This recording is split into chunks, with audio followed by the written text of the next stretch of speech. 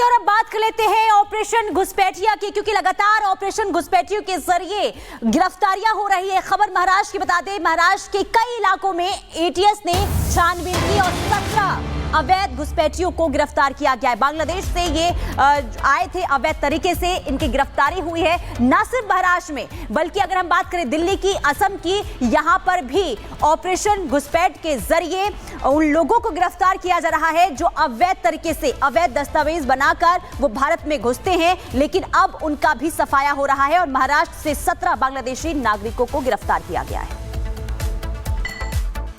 धुले police ने hotel शेरे पंजाब में ऐसा एक इन्फॉर्मेशन था कि 4 बांग्लादेशी लोग इलीगली रह रहे हैं, तो वहाँ पे रेड करने के बाद हम लोगों ने 4 लोगों को अरेस्ट किए। उनका नाम है मोहम्मद मिलाल शेख, शिल्पी मोहम्मद बेतम, ब्यूटी बेगम पोलर शेख और रिफा रफीक शेख। इन 4 लोगों को हम लोगों ने अरेस्ट किया है और फॉरेनर्स एक्ट और पासपोर्ट एक्ट के तहत उनके खिलाफ हम लोगों ने ऑफेंस रजिस्टर किया हुआ है। आज हम लोग उस पर कोर्ट के पेशी के बाद हम लोग पीसी मांगेंगे, उसके बाद हम लोगों को ये पता चलेगा ये कैसे आए थे बांग्लादेश से और यहाँ पे क्या करने वाले थे।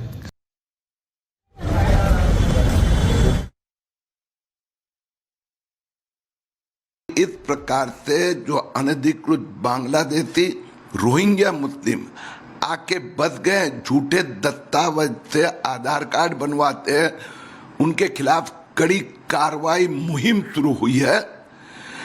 जिन लोगों को एक फर्जी दस्तावेज देकर बर्थ सर्टिफिकेट प्राप्त करते हैं और उसके द्वारा फिर आधार कार्ड, फिर पैन कार्ड, तो मुझे ऐसा लग रहा है कि ये पूरे रैकेट अभी कुछ ही दिनों में पूरा उस संबंध में खुलासा बाहर आएगा।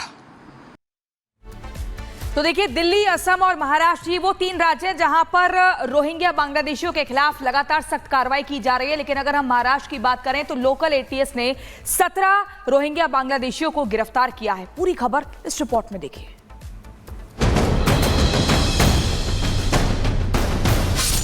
महाराष्ट्र से 17 बांग्लादेशी गिरफ्तार, 14 पुरुष 3 महिलाएं शामिल। अवैध रूप से भारत आए थे बांग्लादेशी घुसपैठियों के खिलाफ महाराष्ट्र की फडणवीस सरकार जबरदस्त एक्शन में है।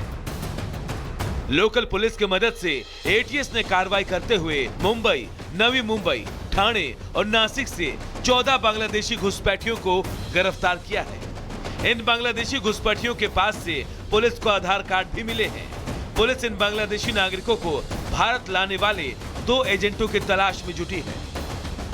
पकड़े गए बांग्लादेशियों के पास से 20,000 नगद के साथ ही 4 मोबाइल फोन भी बरामद किए गए हैं। अवैध बांग्लादेशी नागरिकों के खिलाफ महाराष्ट्र में चल रहे अभियान के तहत पुलिस ने यह कार्रवाई की है।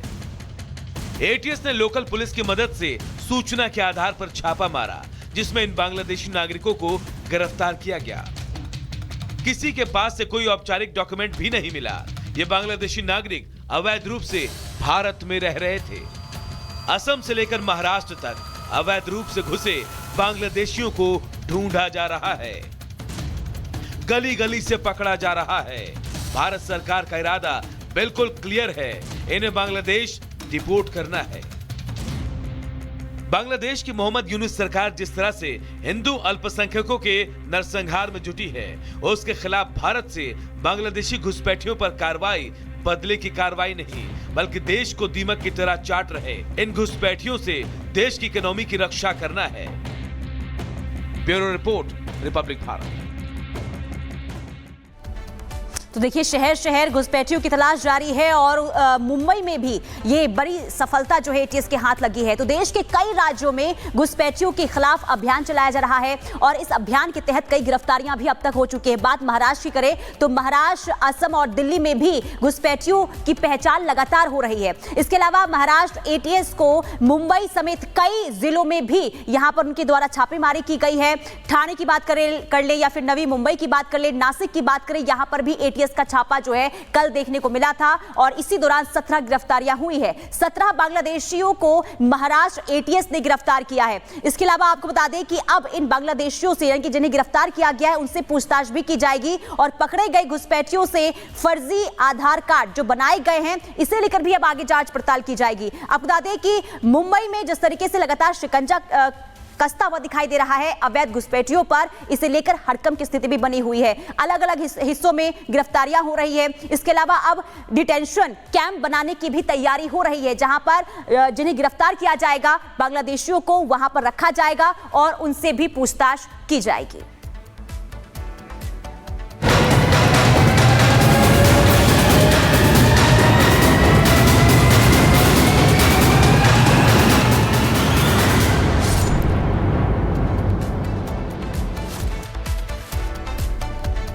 और इसी बीच अगली बड़ी खबर आपको बता दें संभल से, जहां पर सपा के सांसद बर्क की बिजली मीटर को लेकर लगातार बीते दिनों से कई खबरें आ रही हैं, लेकिन अब यह कि उस बिजली मीटर की जांच होगी।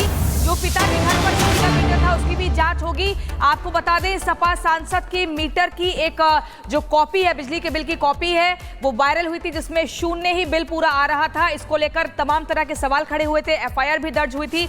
लेकिन अब ये जानकारी है सपा सांसद के घर के मीटर की जांच होगी। घर से उतारे गए पुराने मीटर की आज जांच होगी। पुराने दोनों मीटर में गड़बड़ी पाई गई थी, ये बड़ी खबर आपको बता रहे हैं। पुराने दोनों मीटर्स में गड़बड़ी पाई गई थी जिसके चलते आज जांच की जाएगी।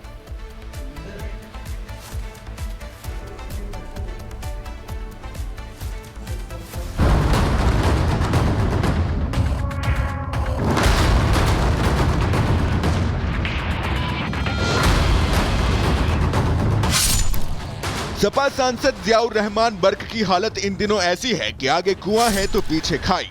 कुआं और खाई इसलिए है क्योंकि बर्क एक तरफ जहां संभल हिंसा के दाग को धुलने में लगे हैं, तो बिजली चोरी के आरोप में उन पर अब मुसीबत की बड़ी बिजली गिर सकती है। ये बिजली इतना बड़ा झटका देगी जिसका बर्क को शायद अंदाजा भी नहीं होगा, क्योंकि सपा सांसद बर्क के घर का बिजली बिल पिछले कई महीनों से जीरो कैसे आ रहा था, इसकी जांच आज होने वाली है।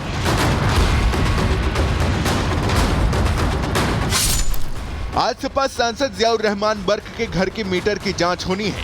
बिजली विभाग की ये टीम पता लगाएगी कि मीटर के साथ किस तरह से छेड़छाड़ की गई कि पंखा, कूलर और एसी लगे होने के बावजूद बिजली बिल जीरो आने लगा।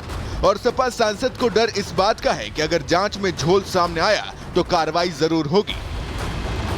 जिस मीटर की जांच आज होने वाली है वो मीटर 17 दिसंबर को जियाउर रहमान बर्क के घर से सील किए गए थे।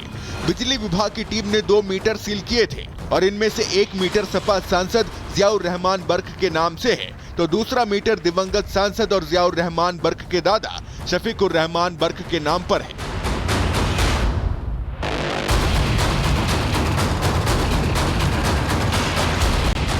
दोनों मीटरों की जांच आज विद्युत परीक्षणशाला में होनी है और अगर मीटर में टैंपरिंग या किसी तरह छेड़छाड़ पाई गई तो अखिलेश यादव के सांसद जियाउर रहमान बर्क पर बिजली गिरना तय माना जा रहा है। Bureau report, Republic Bharat. और चलिए इसी खबर पर जतिन हमारे साथ लाइव जुड़ चुके हैं। जतिन, कितनी देर में बिजली विभाग की टीम पहुंचने वाली है सांसद के घर? आज बिल्कुल देखिए, आज 12 बजे का समय दिया गया है। बिजली विभाग की टीम सांसद के घर नहीं पहुंचेगी, बल्कि सांसद को तलब किया गया है कि वो बिजली विभाग के दफ्तर में पहुंचे। वहां पर जो लैब है वहां पर सांसद को पहुंचना होगा और उसके बाद उन्हीं के सामने उनका जो मीटर है वो एग्जामिन किया जाएगा। जो लेटर इशू किया गया है बिजली विभाग के द्वारा उसमें साफ तौर पर बोला गया है कि सांसद अगर खुद नहीं आएंगे तो अपने किसी रिप्रेजेंटेटिव उनको वहां पर भेजे। हालांकि इससे पहले 23 तारीख को यह समन जो है वो इशू किया गया था, लेकिन उस समन का एक तरीके से म्याद बढ़ा दी गई और आज 26 तारीख उसका जो टाइम है वो दिया गया है। 12 बजे के आसपास देखना होगा कि क्या सांसद खुद पहुंचते हैं या उनकी तरफ से कोई रिप्रेजेंटेटिव जो है वो पहुंचेगा। हालांकि सांसद के पहुंचने पर संशय इस लिहाज से भी है क्योंकि जियाउर रहमान संभल में है ही नहीं, तो देखना होगा कि उनकी तरफ से क्या उनके फैमिली मेंबर, कि उनके पिताजी या उनके घर का कोई और सदस्य जो मीटर चेकिंग का प्रोसेस होगा, जो लैब होगा उसके अंदर शामिल होगा। 12 बजे का समय दिया गया है। जब वो वहां पर पहुंचेंगे तो उनके सामने उनके मीटर को खोला खोला जाएगा, क्योंकि टेम्परिंग के जो एलिगेशन सांसद के ऊपर लगे थे, बिजली चोरी के जो एलिगेशन लगे थे, उस मामले में विद्युत विभाग द्वारा एफआईआर भी दर्ज कर ली गई थी। हालांकि इस पूरे मामले में इनिशियली ये पाया गया कि जितना वॉट का वो मीटर था उससे ज्यादा की यूसेज उनके घर में पाई गई थी और उसी आधार पर ये एफआईआर की गई। लेकिन बिजली के मीटर में किस तरीके से टेम्पर किया गया, उसको किस तरीके से छेड़खानी की गई, उसको लेकर आज लैब में उन्हीं के सामने वो मीटर खोला जाएगा और एडमिनिस्ट्रेशन उन्हीं के